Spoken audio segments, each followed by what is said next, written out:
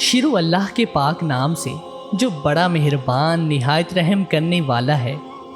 رات کو ہر کروٹ پر دعا قبول ہوتی ہے۔ حضرت ابو امامہ رضی اللہ تعالی عنہ فرماتے ہیں، میں نے خود حضور صلی اللہ علیہ وآلہ وسلم کو فرماتے ہوئے سنا کہ جو شخص رات کو باوضو اپنے بستر پر سونے کے لیے جائے اور وہ اللہ تعالیٰ کا ذکر، قرآنی آیات، سورتیں، تسبیح و وظائف کرتے کرتے سو جائے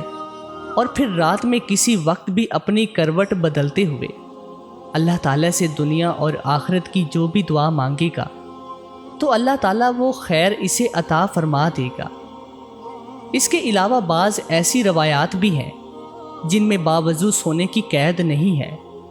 بغیر وضو بھی تلاوت، ذکر، تسبیحات اور وظائف وغیرہ پڑھتے ہوئے سو جائیں اور رات آنکھ کھل جائے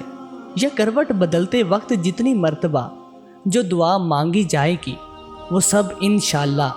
مستجاب ہوگی۔